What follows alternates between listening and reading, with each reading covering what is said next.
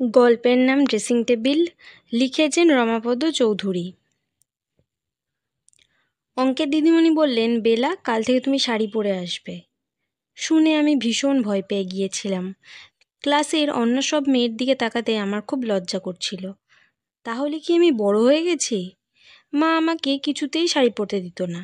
এক এক সময় আমার খুব রাগ হতো। দিদি ও জামাইবাবুরা এসে যেবার আমাদের সকলকে সিনেমা দেখাতে নিয়ে গেল, সেইবার শুধু দিদি আমাকে তার একটা ভালো শাড়ি দিয়ে বলেছিল, কিরে, শাড়ি পরতে ইচ্ছা হচ্ছে খুব, তাই না? সেদিন আমি খুব সেজেছিলাম। সাজতে আমার এত ভালো লাগে। আর মা সাজগোজ একদম পছন্দ করতো না। মা বোধহয় ভয় পেত সাজগোজ করলেই রাস্তাঘাটে কোনো ছেলের যদি আমাকে ভালো লেগে যায়, শাড়ি পরলে কেউ যদি মনে করে আমি বড় হয়ে গিয়েছি, আর যদি বড়দের দিকে ছেলেরা যেমন করে তাকায় সেরমভাবেও আমার দিকে তাকায়। এই নিয়ে স্কুলের বন্ধুদের সঙ্গে আমার খুব হাসাহাসি হতো। বাড়ি ফেরার সময় আমার কিন্তু ভয় কেটে গিয়েছিল। ভাবছিলাম মা বেশ জব্দ হবে, এখন আর কিছু বলতেও পারবে না। কিন্তু রানীর কথা ভেবে মনটা একটু খারাপ হয়েছিল। আমরা প্রমোশন পাওয়ার পর মাত্র দিন কয়েক স্কুলে আসছি। অঙ্কের দিদিমণি রানীকে ঠিক এমনিভাবে হঠাৎ করে একদিন বললেন, রানী, কাল থেকে তুমি শাড়ি পরে আসবে। আর তার মাস কয়েক পরেই রানীর বিয়ে হয়ে গেল। আমারও যদি এমনি হয়? না বাবা, আমি এর মধ্যে নেই। আমি পড়ব, পাশ করব, গ্র্যাজুয়েট হব, মিনা পিসি গ্র্যাজুয়েট। গ্র্যাজুয়েট কাকে বলে অবশ্য আমি ঠিক জানতাম না। দিদি জামাইবাবুর সঙ্গে যেদিন সিনেমা দেখতে গিয়েছিলাম সেদিন সবাই বলেছিল আমাকে নাকি খুব মানিয়েছে শাড়িটা, খুব সুন্দর দেখাচ্ছে। আমার কেবলই নিজেকে দেখতে ইচ্ছে করছিল, কিন্তু কি করেই বা দেখব? আমাদের বাড়িটা বিচ্ছিরি বিচ্ছিরি। বাবা যে এত গরিব কেন?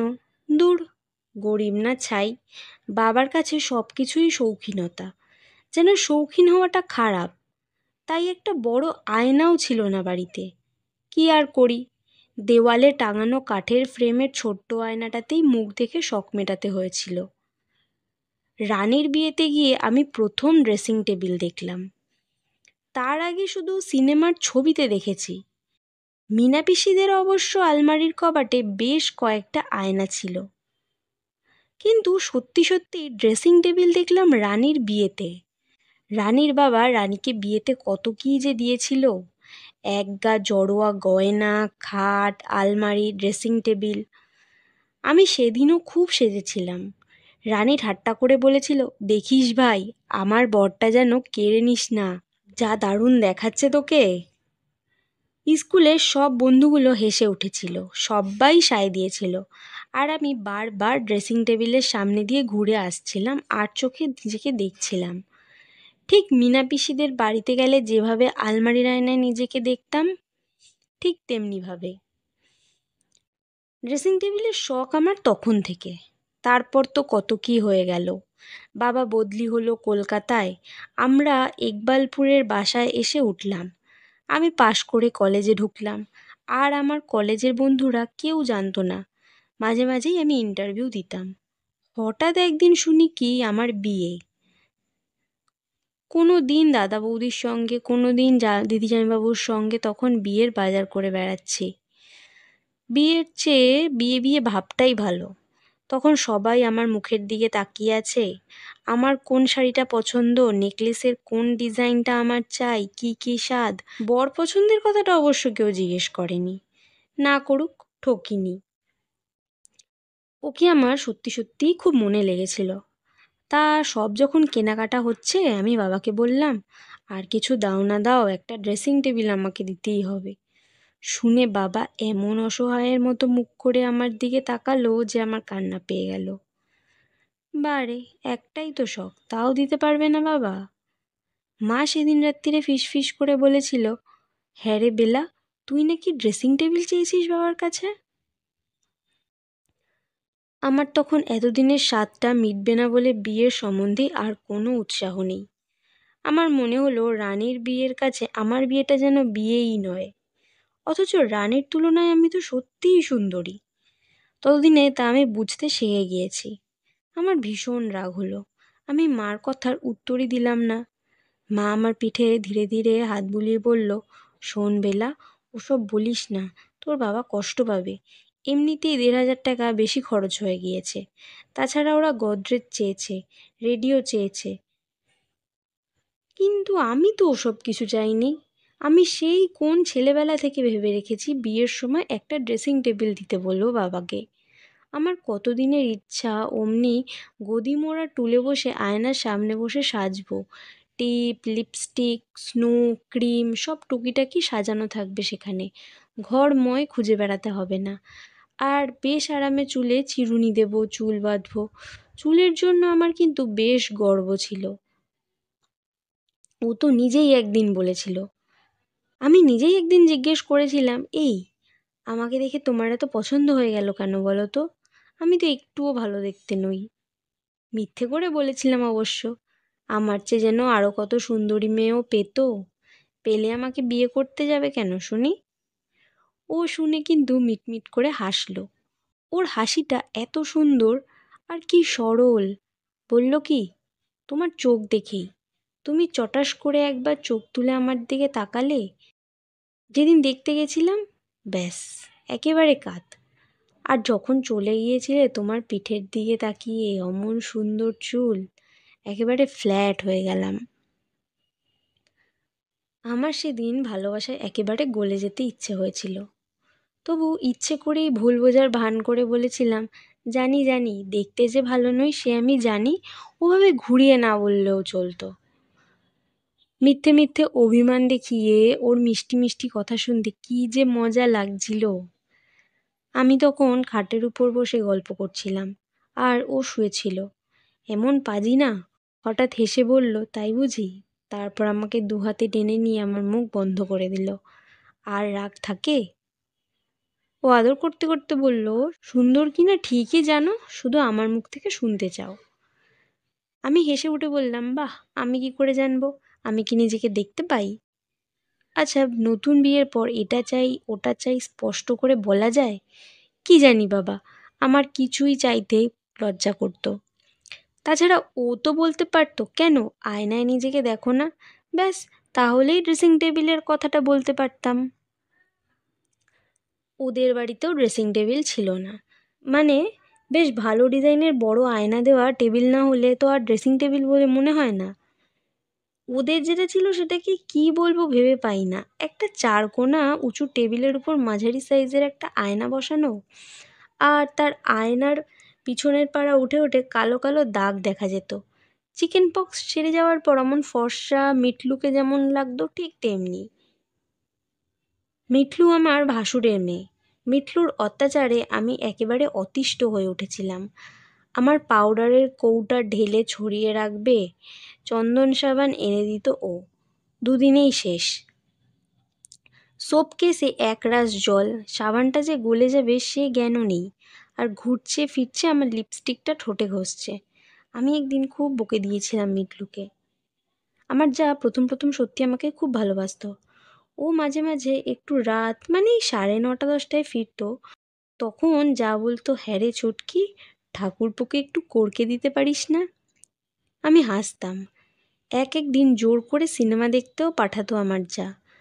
ওকে বলতো, অত লজ্জা লজ্জা ভালো নয় ভাই, শেষে বউটাই হাতছাড়া হয়ে যাবে। তখন আমার যাকে খুব ভালো লাগতো। তারপর ভাসুরের যখন আপিসে প্রমোশন হলো, মাইনে বাড়লো, তখন থেকেই একটু কীরকম যেন বদলে যেতে লাগলো। একটু একটু করে সমস্ত সংসারের কাজ আমার ওপর চাপিয়ে দিল। ও বেচারিও তাড়াহুড়ো করে অফিস যাবে, ক্লান্ত হয়ে ফিরবে, বাজার থেকে কলের মিস্ত্রি ডেকে আনা অবধি সব কাজ যেন ওর। আমার খুব রাগ হতো। আসলে আমার তখন দিনরাত ওর কাছে বসে থাকতে ইচ্ছে করতো, গল্প করতে ইচ্ছে করতো। কিন্তু সংসারের কাজ করতে গেলে তো তার সুযোগ মিলতো না। ওকে বলতাম, সব কাজ তোমাকেই বা করতে হবে কেন? ও হেসে বলতো, বারে এতকাল করে এসছি, এখন কি বলবো? বউকে ছেড়ে যেতে পারবো না? আমার কিন্তু অপমান অপমান লাগতো। মনে হতো ও তো ভাসুরের মতো বড় চাকরি করে না, মাইনে কম পায়, তাই এমন অবস্থা। এদিকে কাজ করে করে তখন মন্টু হবে আমার শরীর একেবারে ভেঙে পড়েছিল। মাথা ঘুরতো সব সময়, ক্লান্ত লাগতো। অথচ আমার যে একটু বিশ্রাম দরকার, একটু ভালো খাওয়া দাওয়া দরকার, এসব বলবো কী করে? খবরটা আমাদের দুজনের মধ্যেই গোপন রেখেছিলাম। আর কেউ জেনে যাবে, সে ভীষণ লজ্জা। আমি তো মাকে বৌদিকেও প্রথম প্রথম জানাইনি। ও একদিন লুকিয়ে লুকিয়ে ডাক্তার দেখাতে নিয়ে গেল আমাকে। ওর সবেতেই লজ্জা, সবেতেই ভয়। বৌদি কি মনে করবে? ও তো পুরুষ মানুষ, ওর এত লজ্জা কিসের? ওর এত ভয় কেন? ডাক্তার পরীক্ষা করে বলল শরীরে রক্ত কম, ভালো করে খাওয়া দাওয়া করুন, দুধ মাখন, 2টো করে মুরগির ডিম। বলা তো সহজ, খাই কি করে? ভাসুরের ছেলেমেয়েরা রয়েছে, শ্বশুর শাশুড়ি রয়েছে, তার উপর মিটলু তো একটা বিচ্ছু। আমাদের মধ্যে যে কথাই হোক ঠিক আড়ি পেতে শুনে নিয়ে সাতকাহন করে লাগাবে। লুকিয়ে লুকিয়ে মুরগির ডিম খাচ্ছি দেখলে কি বলে বসবে কে জানে। আমার নিজেরও নিজেকে বড় স্বার্থপর লাগছিল। তাছাড়া ও মানুষটাও তো খেটে খুঁটে আসে, ওরও তো দরকার। ও বললে, এক কাজ করো, বাজার থেকে একটা করে মুরগির ডিম আনবে, তুমি লুকিয়ে লুকিয়ে সিদ্ধ করে নিও। আমি বললাম, তুমি না খেলে আমিই বা খাবো কেন? ও হেসে বলল, রোজ 2টো করে ডিম? আমি ফতুর হয়ে যাব। আমি প্রথমে রাজি হইনি, কিন্তু ও একদিন রেগে গিয়ে বললে, নিজে তো মরবেই, ওটাকেও মারতে চাও? সেদিন আমার চোখে জল এসে গেছিল। যে আসছে তার কথা ভেবেই নয়, আমার মনে হলো, দেখেছো ও আমাকে কত ভালোবাসে। ওর কথা রাখতে আমি সত্যি সত্যিই লুকিয়ে লুকিয়ে একটা করে মুরগির ডিম সিদ্ধ করে খেতে শুরু করেছিলাম। ওহ, কি অসহ্য! সারাক্ষণ ভয়, কে কোথায় দেখে ফেললে। একদিন এমন হয়েছে মুরগির ডিমটা সিদ্ধ করার সময় পাইনি। একদিন ডিম সিদ্ধ করে খাটের তলায় লুকিয়ে রেখেছি, খেতে পারিনি। শেষে একদিন ধরাই পড়ে গেলাম। মিটলু দেখে ফেললে। আমি জানতাম আমার যা একদিন না একদিন কথা শোনাবেই। হয়তো সকলের সামনে ঠাট্টা করবে, হয়তো বলবে তোর ছোঁয়াছুঁয়ির বিচার নেই, ঘরের মধ্যে মুরগির ডিম খাচ্ছিস। কিন্তু যাকে আমি এত ছোট ভাবিনি। টাকা পয়সা নিয়ে কথা হতে হতে ওর সঙ্গে জায়ের কথা কাটাকাটি হলো একদিন। আর যা দুম করে বলে বসলো, যা দাও তা তো মুরগির ডিম কিনেই উসুল করে নাও। সেদিন আমার মরে যেতে ইচ্ছে হয়েছিল। ছি ছি, আমার জন্যই তো ওকে এত কথা শুনতে হলো। মুরগির ডিম তো ও নিজেই পয়সা দিয়ে কিনে আনতো, আর যা ভাবলো কিনা বাজারের পয়সা যা দিত সে থেকে ডিম আনা হয়। তারপর থেকে আমি ডিম খাওয়া বন্ধ করে দিলাম। জায়ের উপর রাগ থেকে আমার ইচ্ছে হতো কিচ্ছু খাবো না, আরও দুর্বল হব, আরও কষ্ট করতে পেতে হঠাৎ একদিন মরে যাব। এমনিভাবে সকলের উপর প্রতিশোধ নিতে ইচ্ছে হলো। তারপর হঠাৎ একদিন মাকে চিঠি দিলাম আমাকে নিয়ে যাওয়ার জন্য। আমার দাদা আমাকে নিতে এসেছিল। বললে, এ কী চেহারা হয়েছে রে তোর? এত সুন্দর স্বাস্থ্য ছিল আমার, এত সুন্দর ছিলাম, তাহলে কি সত্যি সত্যি খুব বিচ্ছিরি দেখতে হয়ে গেছি? টেবিলে বসানো আয়নাটা ছিল ওর জায়ের ঘরে। ভাসুর না থাকলে আগে যেতাম, কিন্তু ঝগড়াঝাটি হতে হতে আবহাওয়া যখন গরম হতে শুরু করলো তখন থেকে আর যেতাম না। দাদার কথা শুনে সেদিন আমি ওর দাড়ি কামানোর আয়নাটাতেই মুখটা দেখলাম ভালো করে। সত্যিই তো, মুখটা এত রোগা, চোয়ালের হাড় দেখা যাচ্ছে। মন্টু হওয়ার পর আমি যখন বাপের বাড়ি থেকে ফিরে এলাম, ও একদিন ফিসফিস করে বললে, ফিসফিস করে কথা বলা ছাড়া উপায় ছিল না। আড়ি পেতে কথা শোনার সবার অভ্যাস হয়ে গেছিল। ও বললে, এই শোনো, আমি ভাবছি এবার এখান থেকে উঠে গিয়ে আলাদা বাস করব। শুনে আমার এত ভালো লাগলো। বাঁচা যাবে এই নরক যন্ত্রণা থেকে, মুক্তি পাবো। খাই না খাই, নিজের ইচ্ছায় চলে ফিরে বেড়াতে পারবো। ও মাঝে মাঝে বাসা খুঁজতো বিজ্ঞাপন দেখে দেখে, এসে বলতো কি কি সুবিধে কি কি অসুবিধে। ও কত কি কল্পনা করতো কিভাবে ঘর সাজাবে, এই অল্প মাইনেতেও কি করে সুন্দর একটা সংসার চলে যাবে। সে কথা শুনতে শুনতে আমি মুগ্ধ হয়ে যেতাম। ও একদিন এসে বললে, একটা বাসা ঠিক করে এসছি, দাদাকে কালই বলে ফেলবো। এমনভাবে বললে যেন দাদাকে বলতে ওর খুব ভয়। আমি কিন্তু সেসব কথা চিন্তার মধ্যেই আনলাম না। দুম করে বলে বসলাম, এই নতুন বাসাতে গিয়ে তুমি আমাকে একটা জিনিস কিনে দেবে। ও বললে, কি? একটা ড্রেসিং টেবিল। আমি হেসে ফেললাম। আমার না এত সাজতে ইচ্ছে করে, একটা ড্রেসিং টেবিল নেই বলে। দোষবরে বর তার দ্বিতীয় পক্ষের স্ত্রীকে যেন সান্ত্বনা দিচ্ছে এমনিভাবে ও আমাকে বললে, হবে হবে, একটু গুছিয়ে বসতে দাও আগে। গুছিয়ে বসা যে এত কঠিন আমরা জানতাম না। আলাদা বাসা করা, আলাদা সংসার চালানো এত শক্ত। মাসের প্রথম মাইনে পেয়ে 9খানা 10 টাকার নোট কড়কড়ে 90টা টাকা বাড়িওয়ালার হাতে তুলে দিতে যে কী কষ্ট তার বলে বোঝানো যায় না। কেবলই মনে হতো বাকি মাসটা চলবে কি করে। হিসেব নিয়ে প্রায়ই কথা কাটাকাটি হতো। সবসময় টাকার অভাব আর টাকার অভাব। টাকার কথা শুনলেই ও এক একদিন তেলে বেগুনে জ্বলে উঠত। অথচ আমিই বা কী করে চালাই। মন্টু তখন কোলে, তার দুধ, ফলের রস, আমাদের রেশন, বাজার, আর একটা পয়সাও তো বাজে খরচ করি না। অথচ ও এমন ভাবখানা করতো যেন আমি শুধু শাড়ি আর গয়না কিনছি। ও এই সময় একটা টিউশনি নিল, বললে 30-40 টাকা যা পাওয়া যায়। ওর শরীরও ভেঙে পড়েছিল, চোয়ালের হাড় দেখা যাচ্ছিল। ওর জন্য আমার মায়া হতো, কিন্তু টিউশনিটা না করলে চলবেই বা কী করে। ও বললে ক্লাস 10-এর একটা মেয়েকে পড়াতে হবে, 30 টাকা দেবে। ছাত্রী? আমি বললাম কেমন দেখতে? ও হেসে বললে খুব সুন্দরী আর বুদ্ধিমতীও খুব। ও ঠাট্টা করেই বললে, আমিও ঠাট্টা করলাম, কিন্তু ওর উপর আমার অগাধ বিশ্বাস ছিল। তবু রোজ ফিরে এসে কিংবা যখন তখন ও ওর ছাত্রীর কথা বলতো। সে কি বলেছে, কি গল্প করেছে। মনে মনে আমি কি ওকে সন্দেহ করতে শুরু করেছিলাম? জানি না, কিন্তু একদিন খেতে বসে ও যেই ওর ছাত্রীর কথা বললে, আমি রেগে গিয়ে বললাম, তুমি তাকে পড়াও কখন যদি এত গল্প করো? ও গুম হয়ে রইল, উত্তর দিল না। আমি ভাবলাম, তবে কি আমার উপর ওর আর কোনো টান নেই? আমাকেও ভালোবাসে না? ওই ছাত্রীটাকেও ভালোবাসতে শুরু করেনি তো? মাঝে মাঝে আমি বিকেলে স্নান করে একটু সাজগোজ করতে শুরু করলাম। ভাবলাম এইভাবেই হয়তো ওর মন পাবো। ওর দাড়ি কামানো আয়নার সামনে মেঝেয় বসে খোঁপা বাঁধতাম, ঘাড়ে ভিজে গামছা ঘষে ঘষে মুখ মুছে কত যত্ন করে শীতেই সিঁদুর দিতাম। কিন্তু নতুন শাড়ি পরে আমার সমস্ত শরীরটা কেমন দেখাচ্ছে, পিছনে গোড়ালি দিয়ে পাড়টা চেপে ধরে ধরে ঠিক ঠিক হলো কি না বুঝতে পারতাম না। তবুও আমার চেষ্টার ত্রুটি ছিল না। একদিন রাস্তা দিয়ে একজন বেলফুলের মালা বেচতে বেচতে যাচ্ছিল। আমি একটা মালা কিনে খোঁপায় জড়ালাম, ও দেখলই না। আমি লক্ষ্য করলাম ও আজকাল আর আমার দিকে ভালো করে তাকায় না। এই সময়ে আমি মাসে মাসে 5-10 টাকা করে ওকে না জানিয়ে জমাতে শুরু করেছিলাম। কত কষ্টে যে জমাতাম আমিই জানি। আমার তখনও ইচ্ছে হতো একটা ড্রেসিং টেবিল কিনি। আমি একদিন পাশের বাড়ির রুমির মাকে জিজ্ঞেসও করেছিলাম। রুমিদের বাড়িতে একটা সাদামাটা ড্রেসিং টেবিল ছিল। রুমির মা বললে 150 টাকা। আমার তাই লক্ষ্য হয়ে দাঁড়ালো ওই 150 টাকা জমানো। ওই 150 টাকা জমিয়ে কিনবো।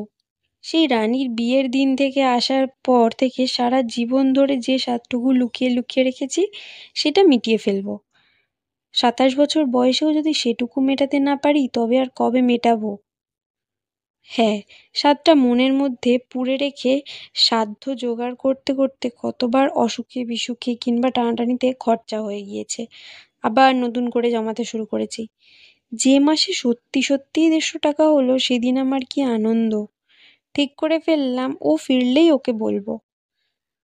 এতদিনে একটা ড্রেসিং টেবিল কিনতে পারবো। সুন্দর একটা ড্রেসিং টেবিল, বড় একটা আয়না থাকবে, স্নো, ক্রিম, পাউডার, টিপ, লিপস্টিক সব সব কিনবো। সাজিয়ে রাখবো তার ড্রয়ারে। গদিয়াটা টুলটায় বসবো, শাড়ি বদলে দাঁড়িয়ে দাঁড়িয়ে নিজেকে সম্পূর্ণ করে দেখতে পাবো। ওর কত ছাত্র কত ছাত্রী এই বছরে বদলে বদলে গেল, কিন্তু আমাদের অবস্থা একটুও বদলালো না। ও তখন দুটো টিউশনি সেরে রাত করে ফিরতো। মন্টুর পড়াশোনা ও একটুও দেখতো না, কখন দেখবে বেচারি। আমি মন্টুকে বললাম, এই ঘরে একটা ড্রেসিং টেবিল হলে কেমন মানাবে বলতো? মন্টু তো এ গল্প কতবার শুনেছে, তবু খুশি হয়ে বলে উঠল, সত্যি কিনবে মা? ওর বাবাকে সেদিনই একসময় বললাম, আমি অনেক টাকা জমিয়েছি, আমাকে ওই জিনিসটা কিনে দেবে? ও বিরক্তির সঙ্গে তাকালো আমার দিকে। জমিয়েছো টাকা? বললাম হ্যাঁ, কিন্তু কিনে দেবে কিনা বলো। ও জিজ্ঞেস করলো কি? আমি হাসতে হাসতে বললাম, একটা ড্রেসিং টেবিল। আর সঙ্গে সঙ্গে আমি ভাবতেও পারি না, ও ও বলে উঠল, যা চেহারা হয়েছে আর ড্রেসিং টেবিল কিনে কি হবে? আমি লজ্জায় অপমানে চোখ বন্ধ করলাম। আমি একটাও কথা না বলে রান্নাঘরে চলে গেলাম। পিঁড়িতে বসে কড়াইয়ে খুন্তি নাড়তে নাড়তে আমি নিজের মনেই কাঁদলাম। আর ও বেরিয়ে যেতে আমি ছুটতে ওর দাড়ি কামানোর আয়নাটায় নিজের মুখ দেখলাম। আরে আরে, আমি এত বিচ্ছিরি দেখতে হয়ে গিয়েছি, এত রোগা, রুগ্ন।